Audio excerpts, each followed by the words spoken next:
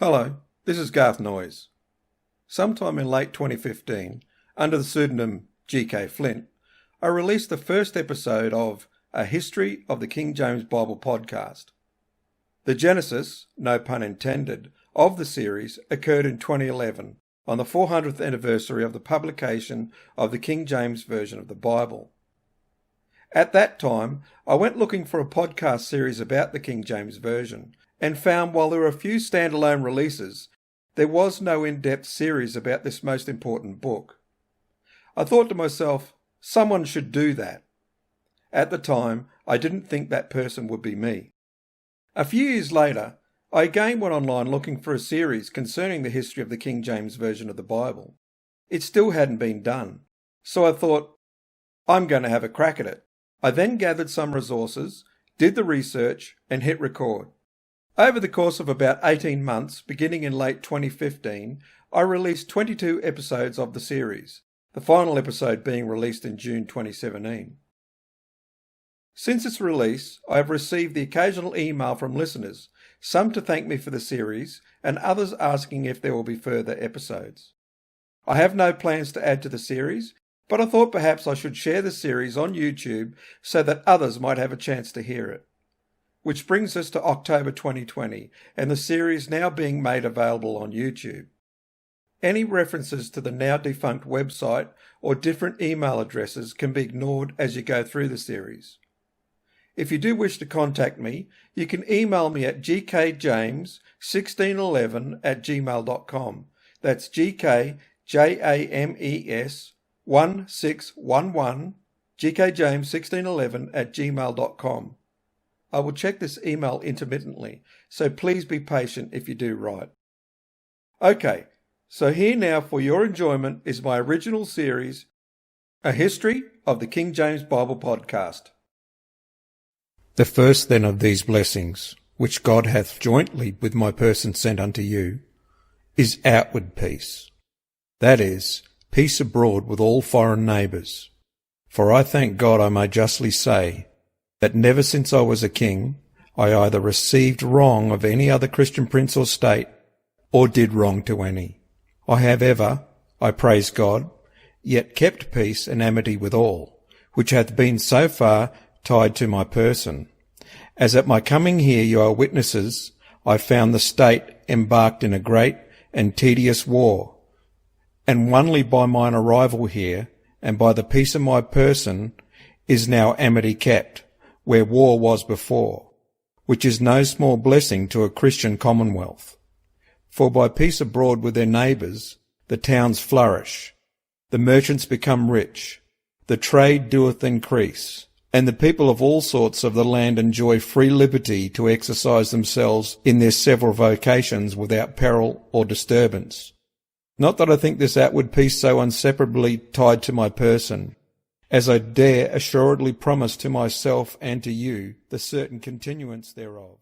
But although outward peace be a great blessing, yet it is far inferior to peace within, as civil wars are more cruel and unnatural than wars abroad. And therefore the second great blessing that God hath with my person sent unto you is peace within, and that in a double form. First, by my descent lineally out of the loins of Henry VII, is reunited and confirmed in me the union of the two princely roses of the two houses of Lancaster and York, whereof that king of happy memory was the first uniter, as he was also the first ground layer of the other piece. Lamentable and miserable events by the civil and bloody dissension betwixt these two houses was so great and so late as it need not be renewed unto your memories, which as it was first settled and united in. Hath not God first united these two kingdoms, both in language, religion, and similitude of manners? Yea, hath he not made us all one island, compassed with one sea, and of itself by nature so indivisible, as almost those that were borderers themselves on the late borders cannot distinguish, nor know, or discern their own limits. These two countries being separated neither by sea, nor great river, mountain, nor other strength of nature, but only by little small brooks, or demolished little walls, so as rather they were divided in apprehension than in effect. And now in the end and fullness of time united, the right and title of both in my person, are like lineally descended of both the crowns, whereby it is now become like a little world within itself, being entrenched and fortified round about with a natural and yet admirable strong pond or ditch, whereby all the former fears of this nation are now quite cut off. The other part of the island being ever before now not only the place of landing to all strangers that was to make invasion here, but likewise moved by the enemies of this state by untimely incursions, to make enforced diversions from their conquest, for defending themselves at home, and keeping sure their back door, as then it was called, which was the greatest hindrance, and let that ever my predecessors of this nation get in disturbing them from their many famous and glorious conquests abroad. What God hath conjoined, then, let no man separate.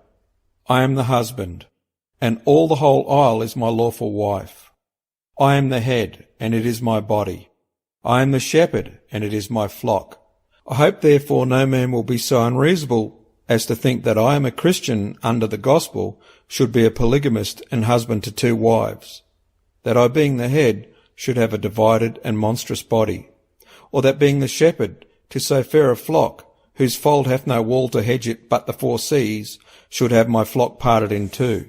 But as I am assured that no honest subject of whatsoever degree within my whole dominions is less glad of this joyful union than I am, so may the frivolous objection of any that would be hinderers of this work, which God hath in my person already established, be easily answered, which can be none, except such as are either blind with ignorance, or else transported with malice, being unable to live in a well-governed commonwealth, and only delighting to fish in troubled waters.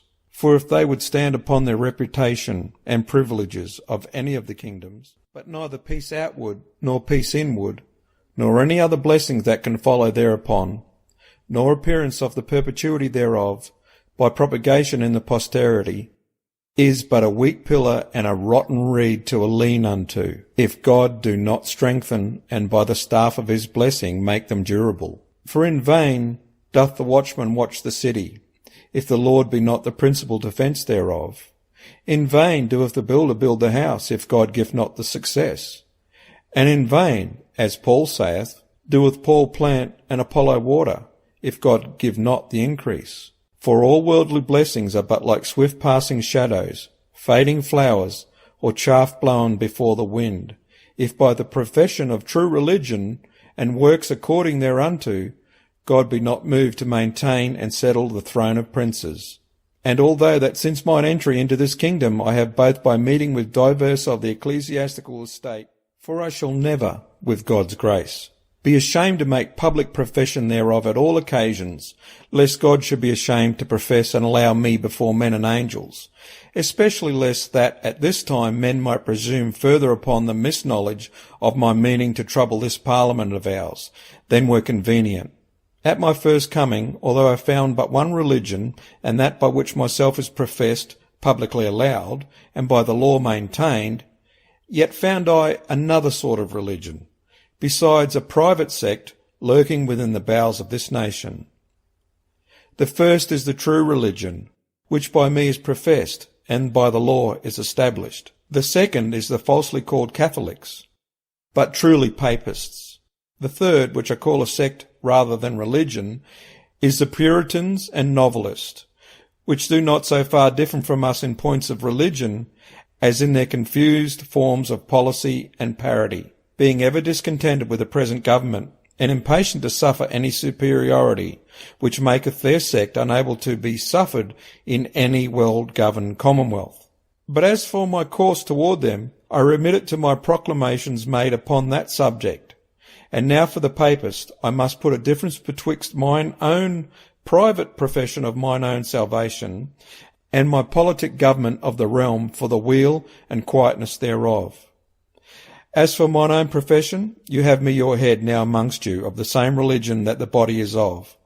As I am no stranger to you in blood, no more am I stranger to you in faith, or in the matters concerning the house of God. And although this my profession be according to mine education, wherein, I thank God, I suck the milk of God's truth, with the milk of my nurse, yet do I here protest unto you that I would never, for such a conceit of constancy or other prejudiced opinion have so firmly kept my first profession if I had not found it agreeable to all reason and to the rule of my conscience. But I was never violent nor unreasonable in my profession. I acknowledge the Roman Church to be our mother church, although defiled with some infirmities and corruptions, as the Jews were when they crucified Christ.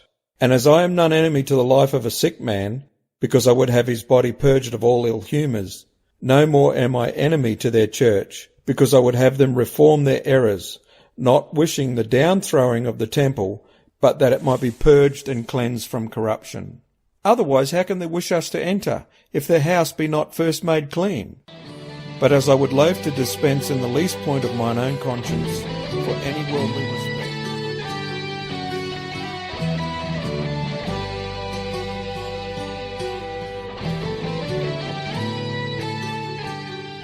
Welcome, friends, to a History of the King James Bible podcast. To find more episodes and information, just go to our website, www.ahistoryofthekingJamesBiblePodcast.com. Now here is GK with the latest episode.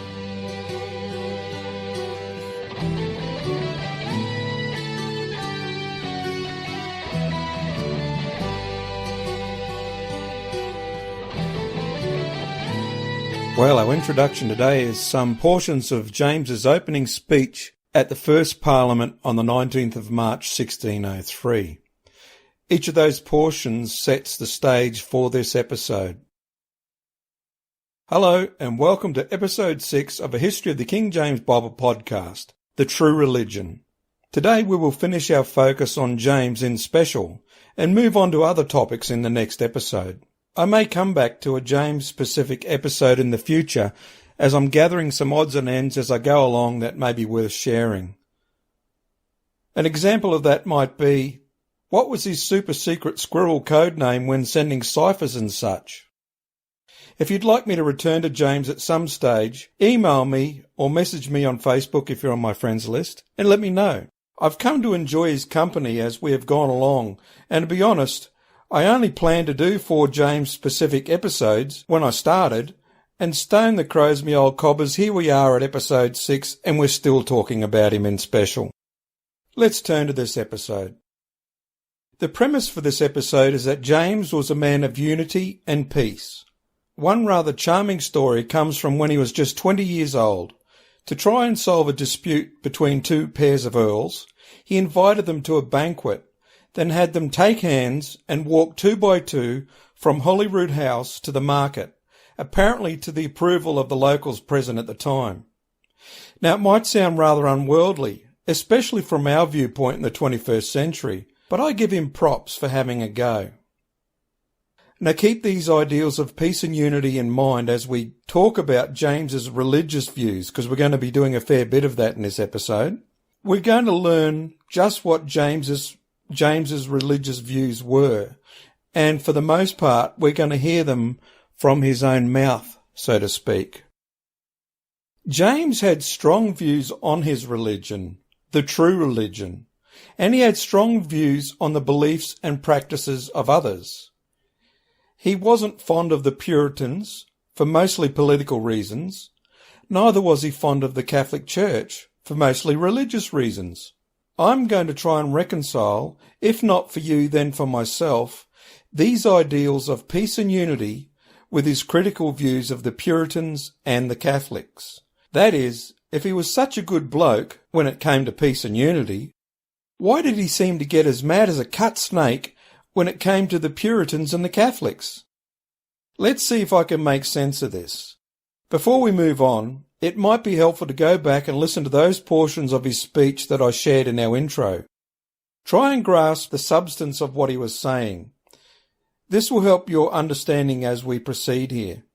Okay, let's go.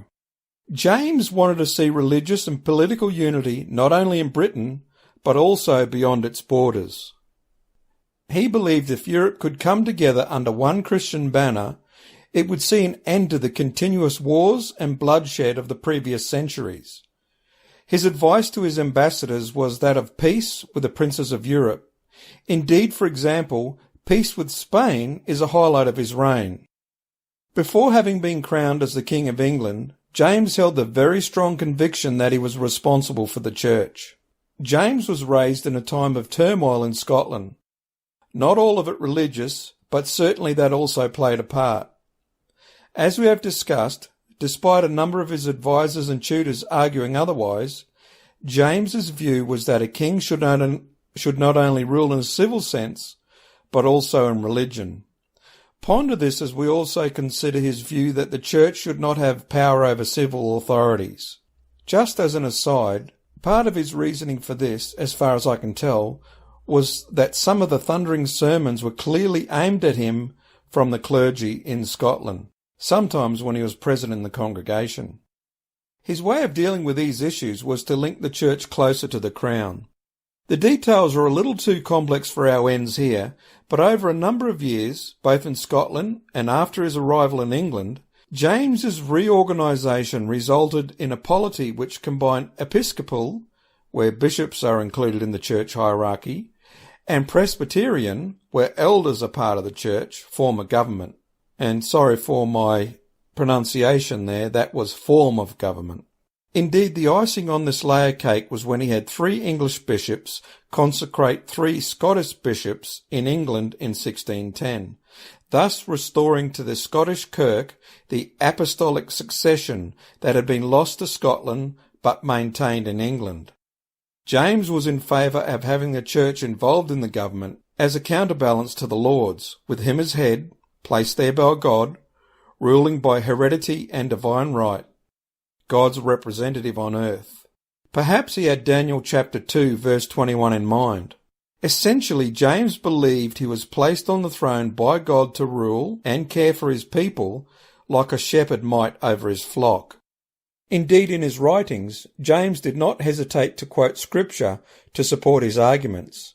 For example, in his work The True Law of Free Monarchies, James inserts whole portions of scripture into the text to support his view of the relationship between the people and their king. He also believed that kings were above the law. How about that? That one surprised me, to be honest. He also believed that kings were above the law, but a good king would not break the law, so that doesn't surprise me about him, since it was his law after all.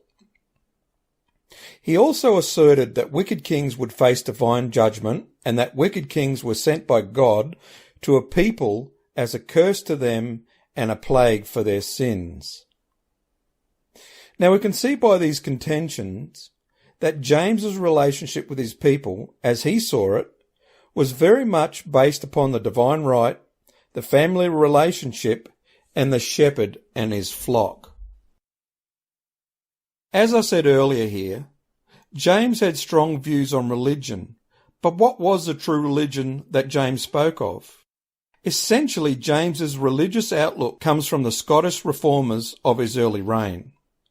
Let's take a look at James's true religion. I'm going to read here some portions from Patterson's Reunion of Christendom, which I've used as a basis for a fair bit of this episode. James began by describing the king's duty to God, in the course of which he stated the key components of his own religious faith, which he invited his son to follow. His religion was based on the plain words of the Scripture, without the which all points of religion are superfluous, as anything contrary to the same is abomination. Salvation he understood as a result of Christ's sacrifice, apprehended by faith, not the result of works. Faith was the free gift of God, and was nourished by prayer. With reference to the church, he warned the young prince to avoid 2 extremes. The one, to believe with the papists the church's authority better than your own knowledge. The other, to lean with the Anabaptists to your own conceits and dreamed revelations. Consideration of his mother's reign evidently led James to consider the way in which the Scottish Reformation had occurred. He had no doubt that it was the pride, ambition, and avarice of the old church which had brought about its downfall. But in the process, many things were inordinately done by a popular tumult and rebellion, with the result that the traditional polity of the church was destroyed and the Reformation lacked a prince's order. James said that some fiery, spirited men in the ministry then got a considerable popular following, began to think about a democratic form of government, and resolved to remain active in politics. They had been involved in every faction James had known since his youth. They overshadowed and intimidated the learned, godly, and modest ministers. James warned his son against such Puritans, describing them as very pests in the church and commonweal, whom no deserts can oblige, neither oaths or promises bind, breathing nothing but sedition and calumnies, aspiring without measure, railing without reason, and making their own imaginations, without any warrant of the word, the square of their conscience. The best antidote for their poison was to advance the godly, learned, and modest men of the ministry, of whom there were many, to benefices and bishoprics. So we see here, we've just discussed what James's religion was, but also what it wasn't. But you'll see in there, as I pointed out earlier, he's railing here against the Puritans, but you'll notice that most of it is on a political basis, not so much against their religious views. So back to Patterson here. Underlying the discussion of religion was James's vision of the church as one which would foster moral behaviour, peace in the commonwealth, and true learning.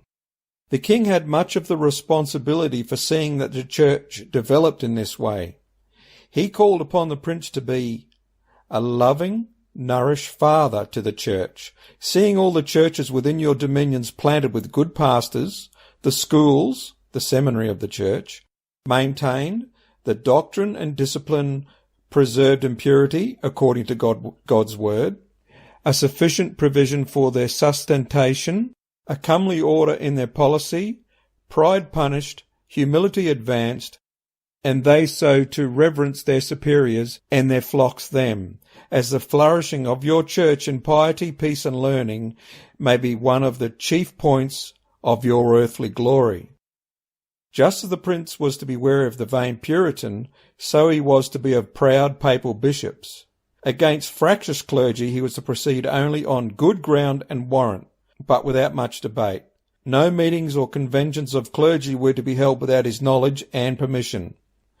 A clue to James's view of his own role in the church is to be found in a comment on clothing suitable for a king, where he urges modest dress in keeping with the religious nature of his position. Be also moderate in your raiment, not over lightly like a candy soldier or a vain young courtier, nor yet over gravely like a minister, as your office is likewise mixed betwixt ecclesiastical and civil estate. For a king is not mere lacus. Now my Latin is not as good as my Greek, but as far as I know it's talking about a king is not just part of the laity, he's not just a layman. For a king is not mere lacus, as both the Papists and the Anabaptists would have him, to the which error also the Puritans incline over far. By not a mere layman, so there we have it there. It does mean a mere layman. By not a mere layman, James no doubt meant to point both to his constitutional responsibility for the church and to the sacred character of the monarchy itself.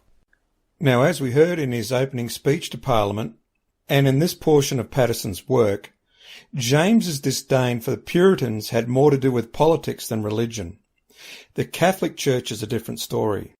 It's about the religion.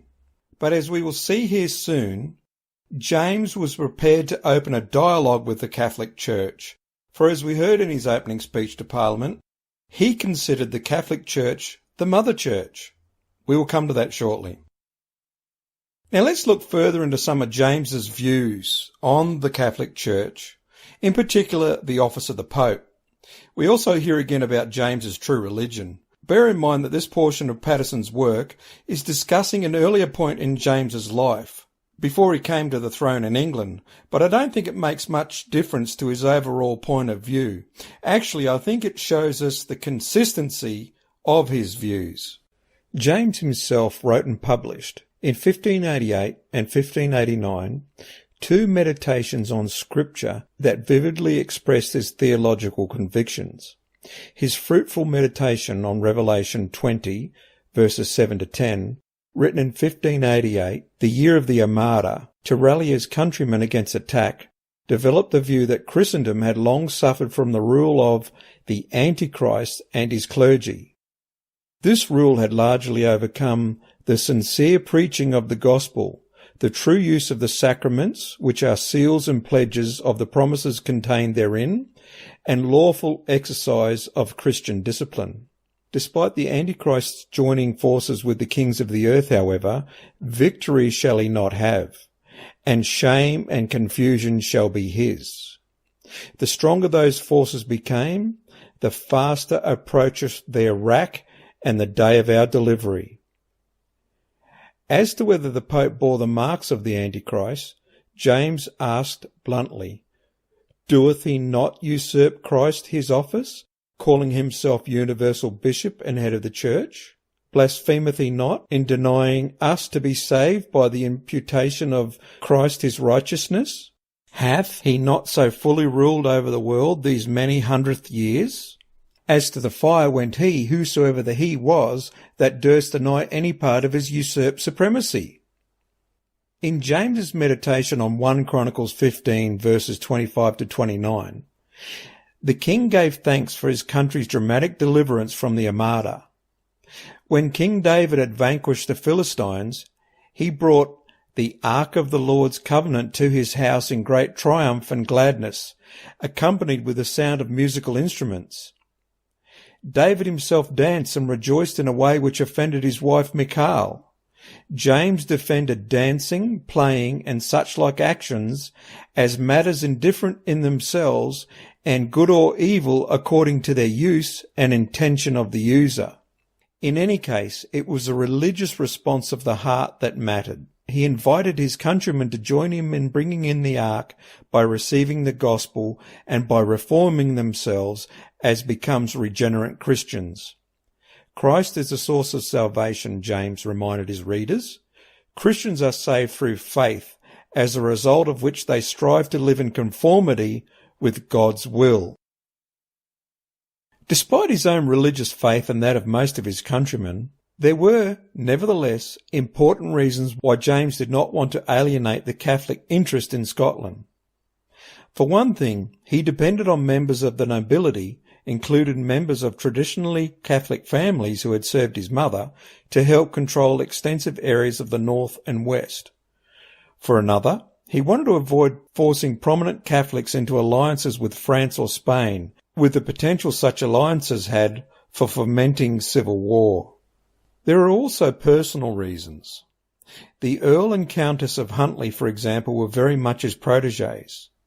He must also have hesitated to condemn the Catholic lords for being in communication with Catholic powers abroad, when he himself had been in communication with Spain, the papacy, the Guises, his French cousins, and even the Duke of Parma. Now we're going to go into a bit more about his communication with Catholics a little bit later on, a little bit deeper, which is something I'm sure many of us have not heard about before. But before we do that, we will be heading back to discuss the gunpowder plot.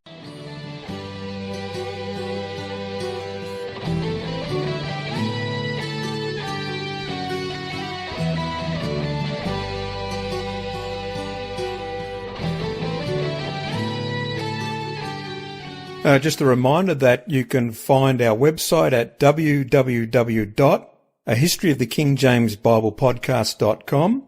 You can also find us on iTunes. And if you're looking for the link to that, you can go to our website and find it on any post where an episode of the series is posted. Other than that, you can also search on iTunes for A History of the King James Bible Podcast with G.K. Flint as the author. Please remember to share the series with your friends and family. And also write to me if you think it might be worthwhile if to start up a Facebook page or a Facebook group where we can get together and discuss further the issues raised in the podcast. I'm a little bit cautious about doing that, to be honest, because I understand that there are many people with very different points of view of the King James Bible, and I certainly don't want to create a forum for people just to arrive there and argue. But if you think it'd be worthwhile, we can get together and discuss the issues raised in the podcast itself. And I hear from enough of you, then I'd give that some consideration. So let's see where we can go with that. Don't forget also, you can find me on my other show, on my other podcast show, Like Flint Radio. That's www.likeflintradio.com. And if you want to contact me about this series, you can write to me, gk@likeflintradio.com. That's all lowercase, gk@likeflintradio.com. All right, let's get back to James's Trew Religion.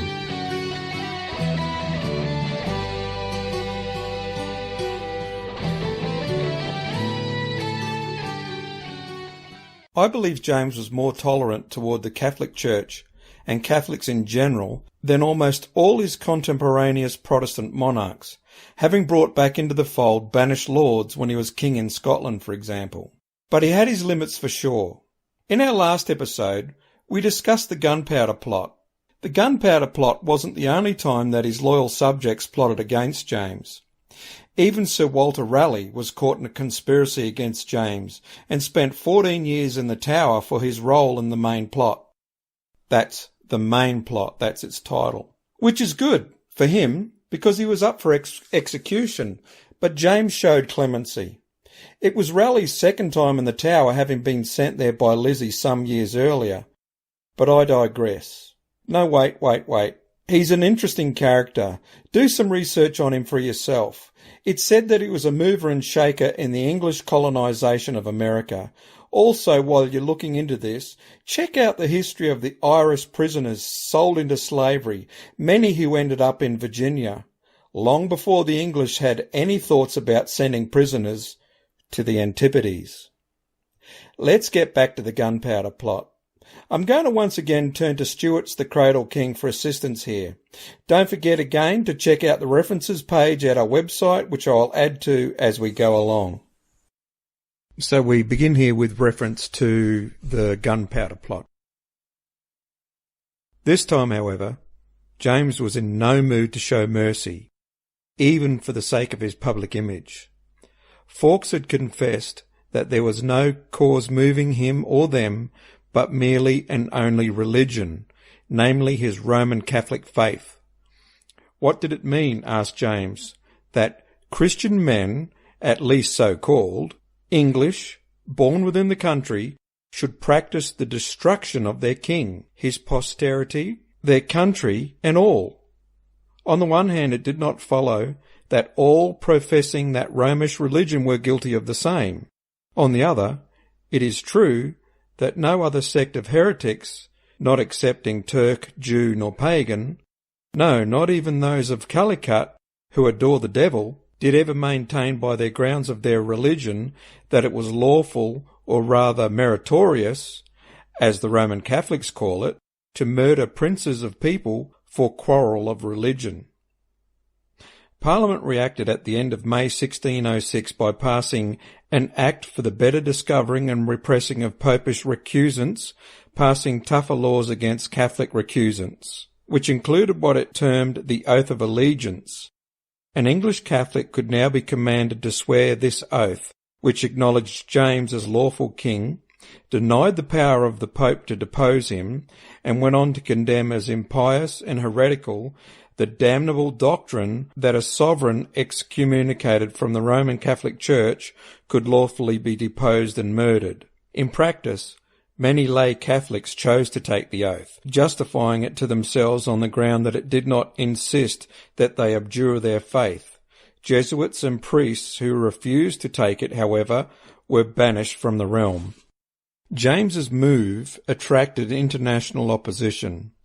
While he saw the oath as a civil matter concerning the allegiance of subjects to their sovereign, Rome inevitably viewed it as a matter of spiritual concern that denied papal supremacy, and was thus de facto heretical. This disagreement was made more intense by the death in 1605 of Clement VIII and his succession by the more hardline Paul V.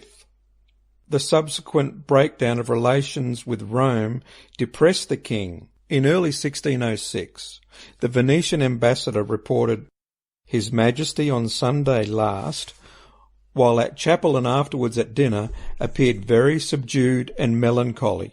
He did not speak at all, though those in attendance gave him occasion. This is unlike his usual manner. After dinner, however, he broke out with great violence. I have dispatches from Rome informing me that the Pope intends to excommunicate me. The Catholics threaten to dethrone me and to take my life unless I grant them the liberty of conscience. I shall most certainly be obliged to stain my hands with their blood, though sorely against my will. But they shall not think they can frighten me, for they shall taste of the agony first. I do not know upon what they found this cursed doctrine, that they are permitted to plot against the lives of princes. Sometimes I am amazed that when I see that the princes of Christendom are so blinded that they do not perceive the great injury inflicted on them by so false a doctrine." He continued for a whole hour to talk in a similar strain, and those in attendance praised and approved. Now it goes on here to say that after this, this sort of back and forth between James and the Catholic Church became actually an obsession for him, and something that he chewed on for quite a while. But we'll have a bit more to say about that shortly, and a surprising change in his tone, which we will discuss also shortly. Just before we do move on, however, I'd like to reread a part of this, part of James's speech on this matter. And I think it's worth going back and having a listen. I think I've already said it once in this episode, but go back and listen to the introductory speech or portions of it that I gave from James's own mouth, because I think that's really the most important thing I'd like you to get out of, especially these last two episodes, episodes 5 and 6, what James himself had to say about the Catholic Church and Catholics in general and the Puritans. But I'll just reread this and let you make up your own mind as to what it might mean. On the other hand, it did not follow that all professing that Romish religion were guilty of the same. On the other, it is true that no other sect of heretics, not excepting Turk, Jew, nor pagan, no, not even those of Calicut who adore the devil, did ever maintain by their grounds of their religion that it was lawful, or rather meritorious, as the Roman Catholics call it, to murder princes of people for quarrel of religion. So I'll let you ponder on that as we move on. With regard to the oath of allegiance, which caused James so much heartache, and I'm sure great angst for many Catholics, I wonder if we can look at this from a different angle. For many of us, we would argue that causing people to take this oath was impinging upon their conscience, their right to freedom of religion. But let's look at this in context and see if we can't find the positive within. This was a dangerous era. Plots, counterplots, insurrection, assassinations, indeed a time where some could create a reasonable argument that the Jesuits were behind much of the troubles. I mean, after all, there was a counter-reformation underway. So here we have our mate King James, raised in this tumult, a man whom I argue sought peace and unity, unlike many of his predecessors who were more than happy to remove heads and other body parts to make a point. Here he is, and perhaps he has found a way to allow the Catholic population to live unmolested by taking this oath. What do you think? Let's move on. No, wait, let's not move on just yet. There are so many adverse points we could draw here. Granted. But again, I argue we have to see this in context. James knows the Counter-Reformation is underway. He knows he and his family are its targets. He also knows Britain has enemies within who are prepared to work with those on the continent to destroy the nation and its church. He also believes he is the shepherd of his people, put there by God. But he is not, despite some of his own rhetoric, a bloodthirsty ruler, unlike Bloody Mary and the like. No, he wants to avoid slaughter, so he's trying to find a way through this quagmire. Was he successful? In short, yes. History shows that before and after James, there were far more deaths by war and execution than during his reign. In my humble opinion, Catholics under James's rule fared better than under Lizzie's, and they certainly fared better than the Protestants did under Bloody Mary's rule. Bloody Mary being Mary I, Queen of England and Ireland before Lizzie. Think about it. Would you rather be tolerated, exiled, or beheaded? Harsh sounding, I know, but in the era we are discussing, it was what a number of people had to consider. Okay, so I think I've made my point. James comes out as quite a tolerant ruler. James was all for justice and peace for his Catholic subjects who could live without molestation, provided they did not upset the apple cart, so to speak. We're going to see just how tolerant, nay, conciliatory he was. I've mentioned before that this episode would hold some surprises for a few of us, and that is to do with James's willingness to work with the Catholics on the continent to bring about peace in Europe by an ecumenical council. Most of my research here comes from Patterson's work, King James VI and I and the Reunion of Christendom, and it's also based upon the political works of King James, in particular his speech to Parliament in 1603. Or should I say not in particular but in special, if I want to use the term of the time. It all begins with a congratulatory letter to James about his ascension to the English throne from one Jacques Auguste de Trew, President of the French Parliament and librarian to Henry IV of France. Let's read some Patterson now to see that this went far beyond a congratulatory letter.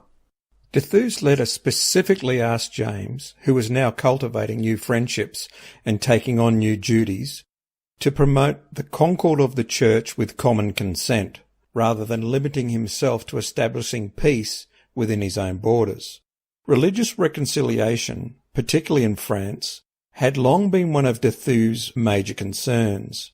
Brought up and educated during the French religious wars, he had intended at one time to enter the priesthood of the Roman Catholic Church, but he had become instead a lawyer. If de Thew's audacious request that James commit himself to the cause of Christian unity is surprising, the king's reply is equally so.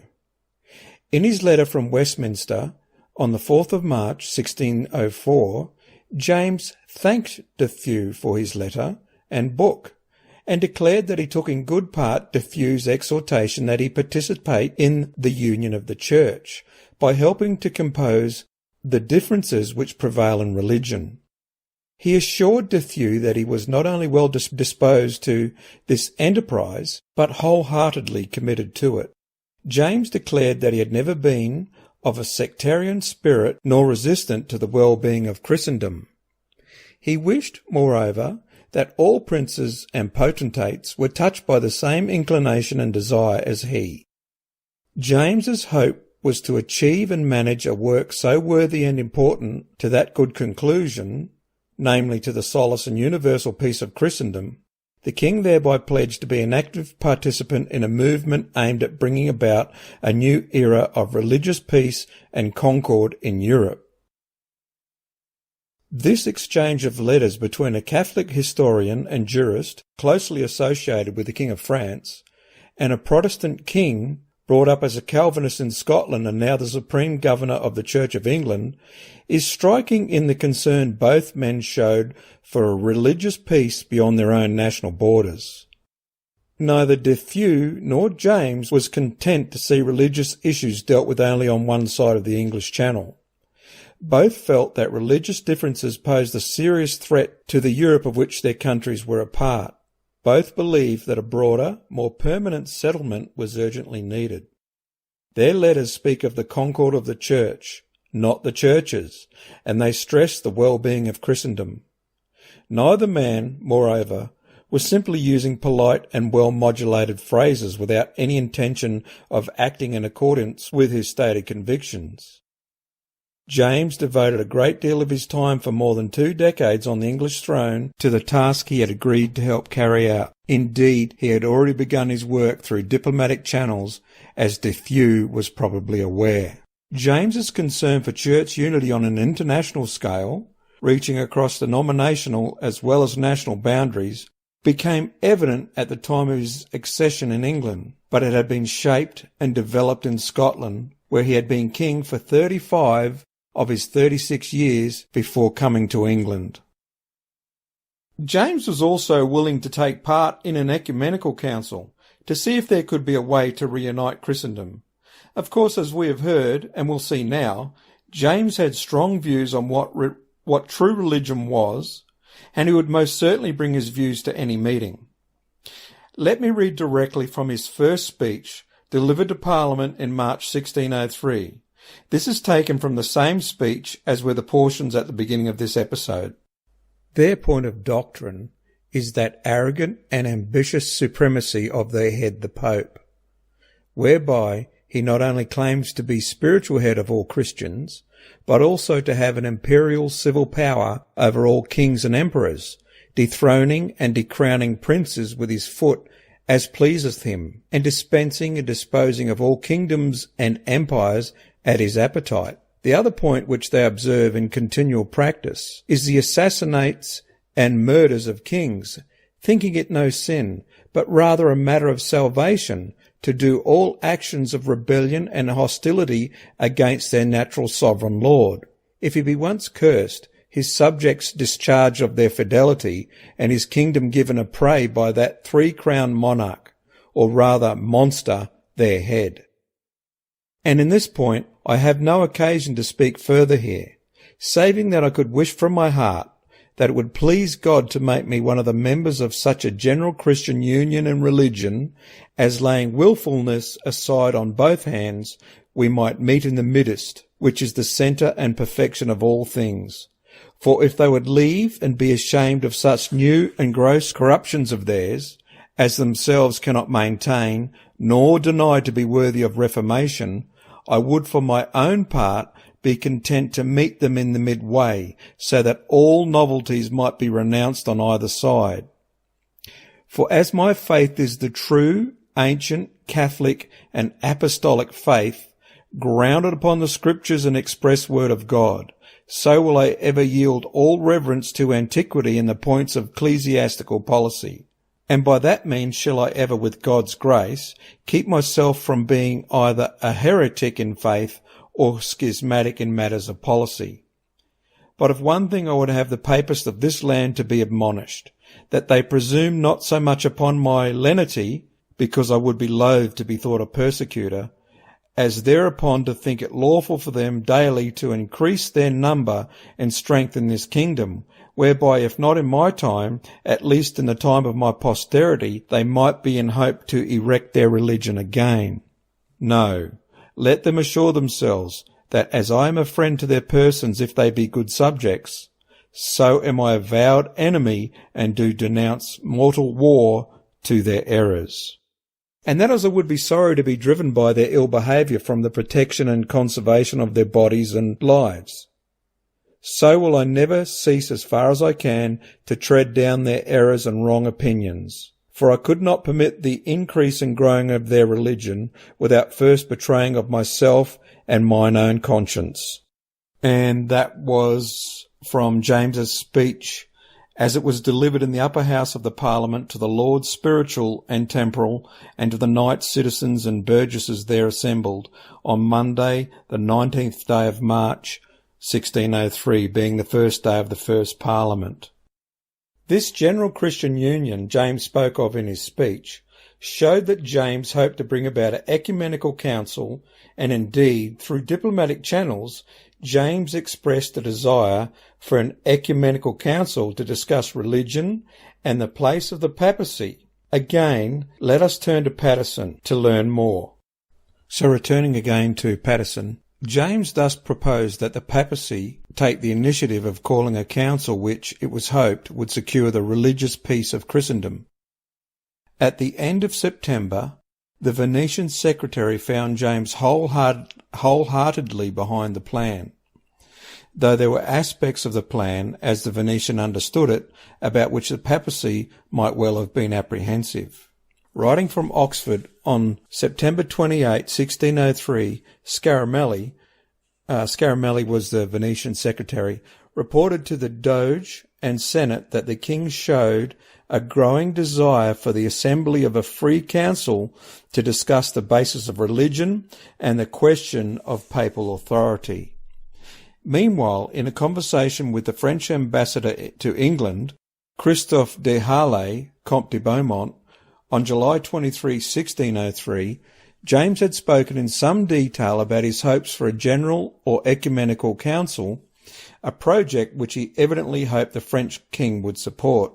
Henry IV had, after all, proposed a council himself in the 1580s and 1590s as a means of ending the religious conflicts within France. The setting for James's remarks was a frank exchange of views about religion and the powers of the papacy following a hunt which the king and the ambassador had enjoyed together. Here we have James hunting again. Beaumont assured James that if he would return to the church from which he had been snatched away from his youth, Henry IV would support him with advice and influence, and that Pope Clement VIII would use this as a means of achieving the union and the reformation of the said church in Christendom. James replied that he was not at all a heretic, that is to say, one refusing to recognise the truth, that he was no Puritan, nor even less separated from the church.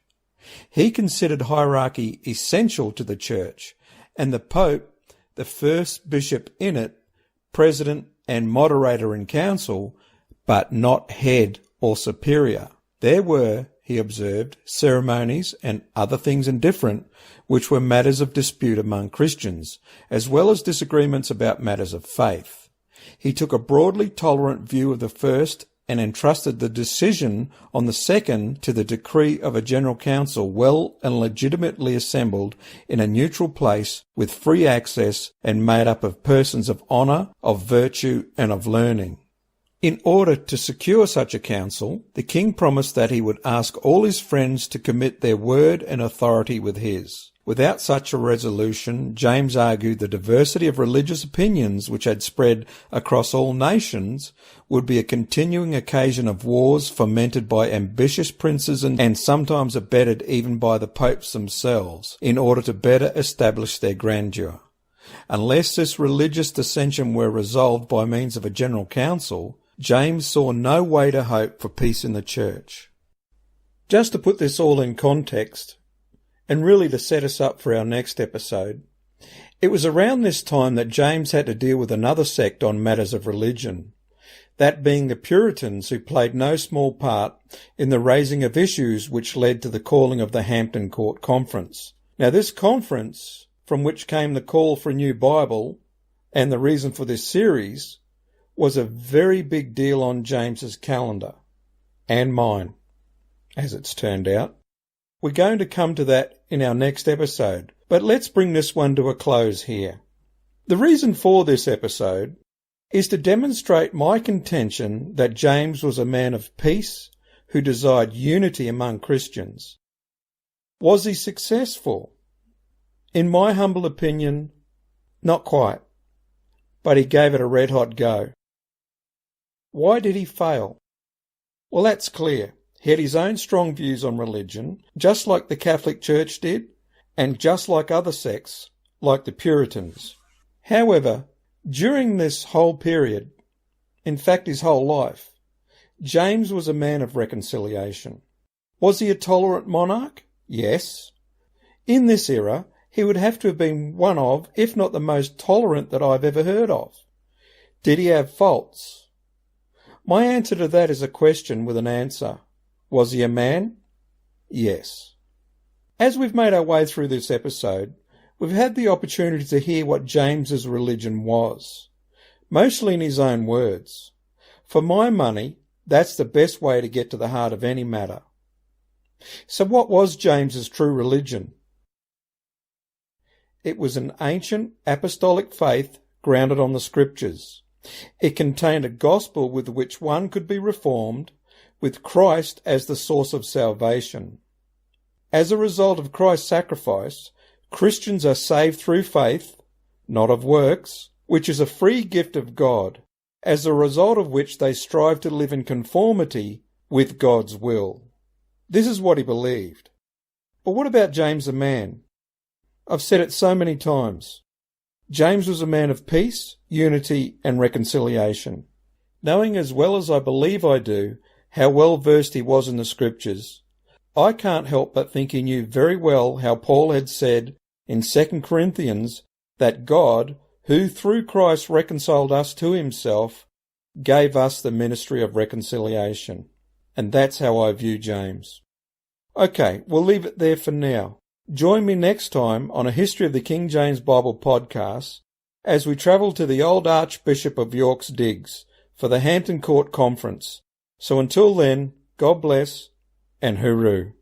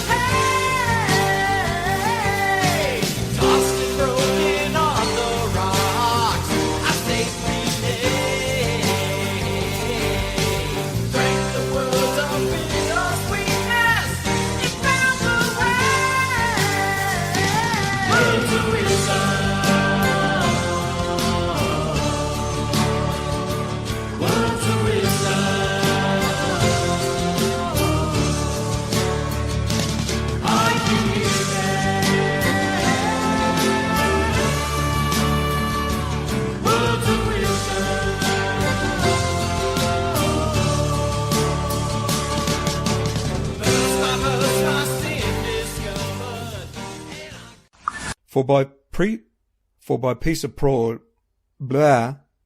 inseparably tied to my person, as I dare assure nor appearance of the perpetuate, dear,